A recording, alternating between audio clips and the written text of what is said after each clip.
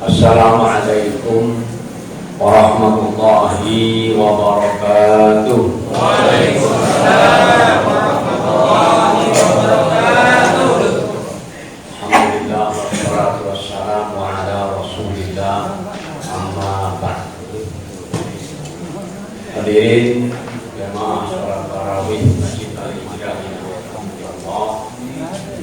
Jamaah yang saya hormati, kakanda saya Dr. Hedi Lutfi Hasan ini, para jamaah yang dirahmati Allah, Bapak Ibu.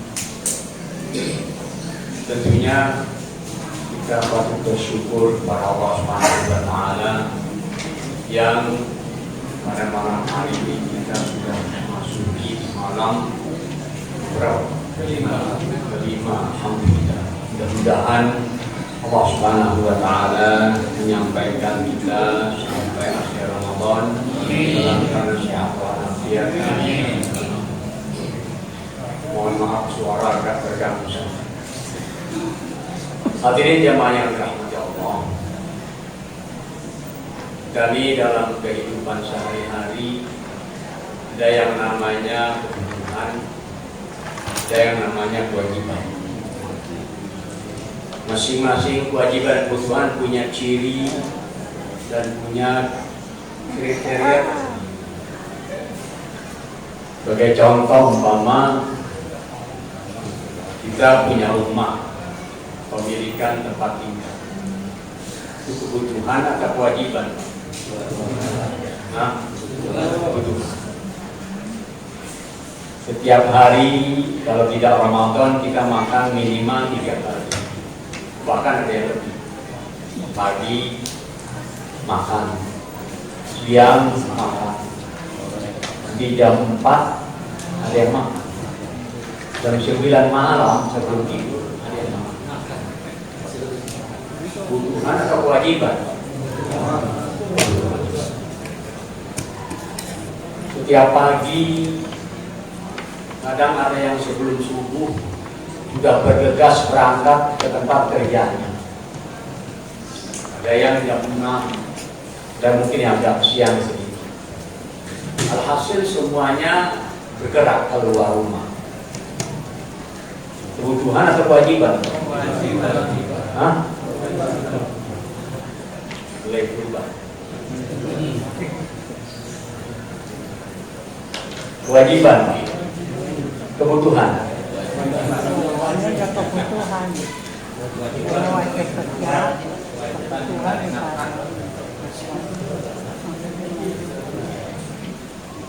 Kita juga punya alat transportasi, kan?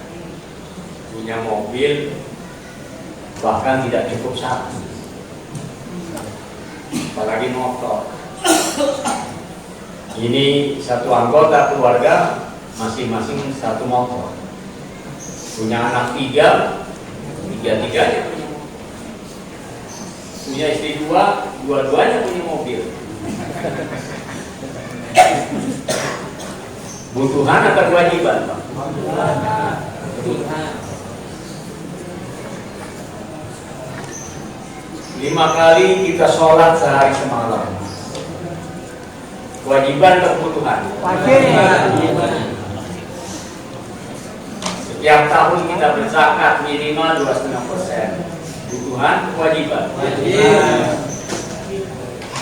Ramadan kita puasa, kewajiban dan kebutuhan. Baik. Begini Pak, saya mungkin karena sudah tua kali ya, jadi sering mikir. Kita makan, kita punya tempat tinggal, kita punya transportasi. Rasanya nggak akan puas kalau tidak berganti secara berkala. Betul? Iya. Betul.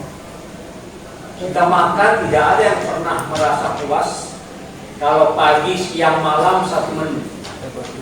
Iya, pasti berganti menu.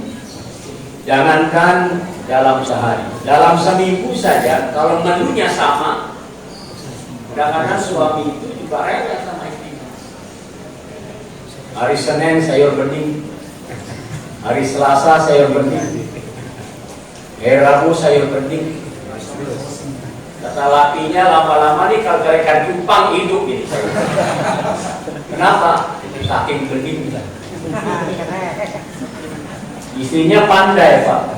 Abang ini ngomong pintar, nggak mau kasih bening, tapi duit nggak pernah nambah. Tiap hari cepet. Padahal harga sembako semakin apa? Bagaimana mau nggak mau tambah bening itu sayur saya. Kita punya rumah Poris, memang ini sudah termasuk tua. Tetapi coba hitung, sejak kita pertama kali tinggal di sini atau Bapak tinggal di sini sudah berapa kali direnovasi? Mungkin dalam 5 tahun ada renovasi. Saya di Puri Mega 2005 masuk, seingat saya sampai 2022 sudah 4 kali renovasi. Dan sampai sekarang tidak ada di Puri Mega itu yang rumah asli, maksudnya dari rumah dari developer. Kalaupun ada, sudah ditinggali oleh rakyat, bukan lagi oleh manusia. Karena memang banyak rakyat kalau rumah asli. Kita punya kendaraan paling lama 7 tahun, harus ada, harus berjalan. Kadang 10 tahun itu pun sudah apa? Sudah mulai banyak jajan, banyak rongrongan. Berganti. Semua itu bentuk kebutuhan kita yang sifatnya duniawi. Semua urusan duniawi, Pak. Tidak ada yang kaitan langsung dengan urusan akhirat. Makan urusan perut, tempat tinggal urusan kenyamanan kita tinggal. Kendaraan juga tempat di mana transportasi kenyamanan kita berjalan ke sana kemari. Semuanya urusan duniawi. Tapi begitu besar perhatian kita kepada kebutuhan-kebutuhan tadi. Betul, Pak? Gak puas kita kalau tidak berganti secara bertahap. Padahal cuma membantu kita dalam urusan duniawi yang usia kita tidak lebih dari 70 tahun atau mungkin 80 tahun. Setelah itu selesai. Betul ya, Pak? Betul. Coba sekarang kita balik kewajiban kita. 5 waktu kita. Jadi kita katakan itu kewajiban. Betul itu kewajiban dari Allah Subhanahu wa taala. Tapi kalau yang itu kita anggap terus-menerus sebagai kewajiban, maka rutinitasnya tetap. Menunya tetap. Kondisinya tetap. Nggak pernah ada perbaikan dari kita. Coba ingat. Dari awal kita sholat, kalau sholat yang sir, seorang asar, apa yang kita baca surahnya, Pak? Hah? Kuliah sama kudu kan? Giliran imamin maghrib, naikkan dikit. Baca lewat tini. Coba baca lewat tini. A'udzubillahi minasyaitonirrajim. Bismillahirrahmanirrahim. والتين والزيتون وطور سينين وهذا البلد الأمين لقد خلقنا الإنسان في أحسن تقويم ثم رددناه أسفل سافلين إلا الذين آمنوا وعملوا الصالحات وتواصوا بالحق. Indah, Pak. Karena itu surah jarang dibaca kita. Keseringan apa? Keseringan surah Al-Asr gitu.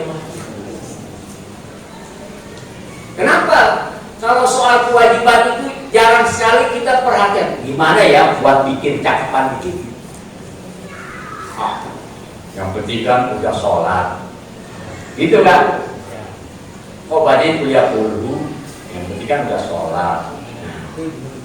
Betul, Pak?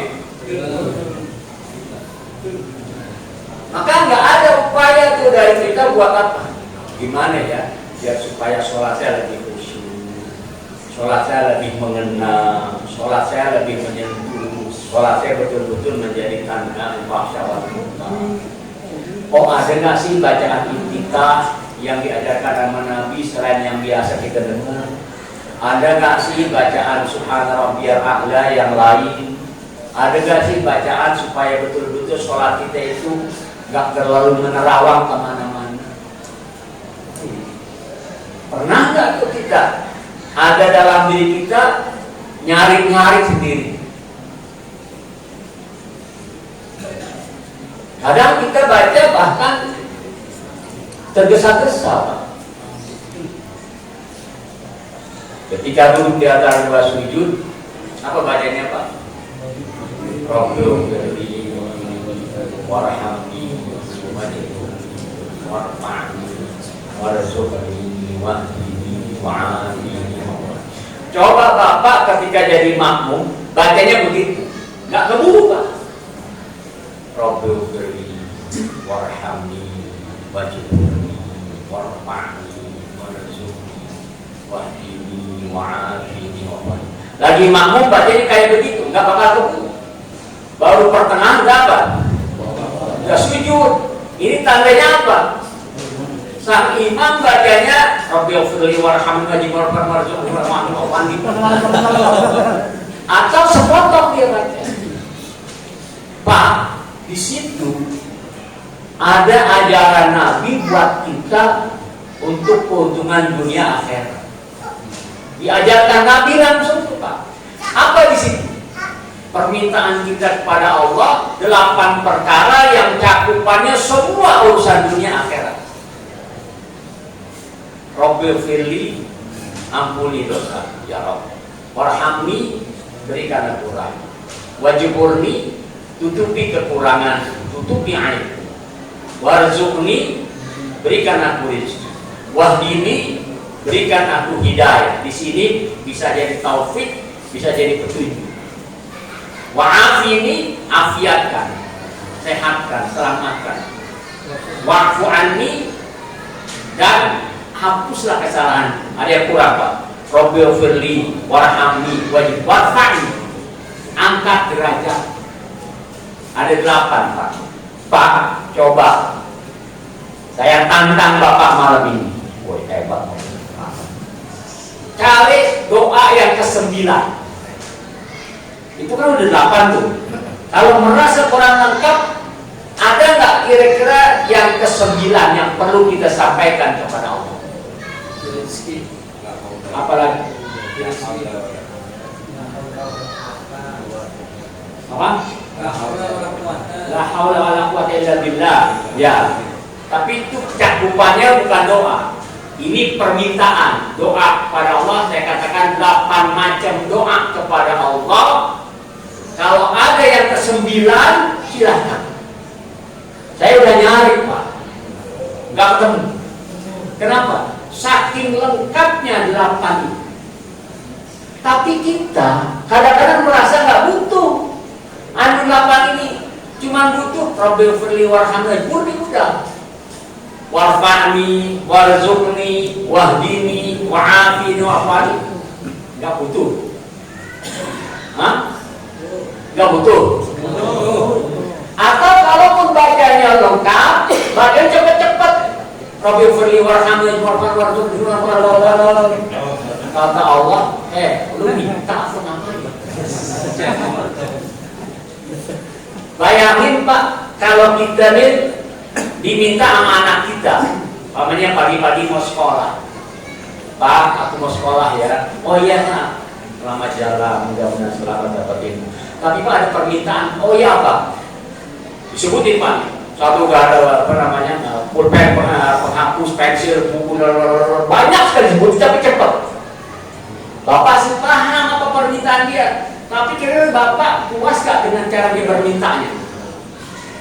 Puas gak dengan cara minta begitu? Enggak lah. Nah, cobalah ngomong yang jelas. Apa yang kamu butuhkan? Kan gitu ya. Kita sih tahu, oh dia butuh apa namanya, butuh pulpen, pensil, butuh penghapus, butuh tulis, butuh ini, butuh mungkin 10 macam kebutuhan dia. Kita paham itu. Tapi kita nggak senang kalau anak kita ngomongnya apa tuh? Pak, hari ini aku butuh, dengerin Pak ya. Dengerin lagi. Pulpen, pensil, pensil, penghapus, buku tulis, buku bacaan, apalagi apa 10 macam buku. Cepat begitu bacaannya, kita nggak senang. Ternyata kita ngomong sama Allah begitu. Rabbil firli warhamni warhamni. Allahu Akbar. Astagfirullah. Kayak nggak butuh kita sama Allah. Padahal ternyata kalau kita lihat kandungan sholat semuanya adalah mengarah kepada kebutuhan kita. Maka jangan merasa cukup kalau sholat itu hanya sebagai kewajiban. Harus apa? Sebagai kebutuhan. Nah, ciri orang menjalankan kebutuhan adalah selalu saja dia mencari cara terbaik untuk mendapat kebutuhan tersebut. Seorang pekerja selalu saja berusaha bekerja sebaik-baiknya agar setiap saat dia mendapat perbaikan. Seorang yang makan, dia tidak puas dengan makanan yang menunya sama dari dulu sampai sekarang. Selalu saja dia cari menu-menu baru. Maka sekarang kan bukan menu-menu makanan yang dulu nggak pernah kita dengar. Ada segala ayam geprek, ayam penyet, ayam dikejar.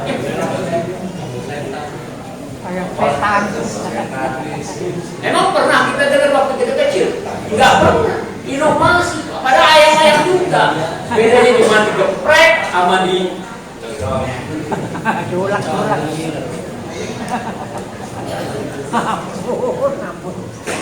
inovasi. Ayam juga. Ada rawon, saya pernah melihat ada rawon setan. Pernah lihat nggak? Makan rawon setan. Jangan makan, masuk aja udah bingung. Ke rumah makan atau restoran atau tempat makan rawon setan. Hadirin jemaah yang dirahmati Allah, demikian pula Ramadan. Ramadan kata Nabi kafaratun lima bainahuma. Ramadan ila Ramadan kafaratun lima bainahuma. Satu Ramadan ke Ramadan kedua ini penggugur dosa. 1443 kita puasa kan Pak? Sekarang 1444 kita puasa juga. Di antara dua Ramadan ini ada gak yang bisa mengklaim dirinya gak punya dosa? Pak, Bu, ada gak dari Ramadan yang lalu sampai sekarang ini? Saya mah gak punya dosa, itu bersih. Gak pernah. Artinya kita semua merasa sadar bahwa kita punya dosa, punya khilaf, punya maksiat di hadapan Allah Subhanahu wa Ta'ala. Apa yang kita butuhkan sekarang? Ramadan. Sebagai apa? Kafaratul lima bainahuma, sebagai penggugur dosa-dosa. Baru Ramadannya saja sudah Nabi janjikan akan menggugurkan dosa-dosa kita.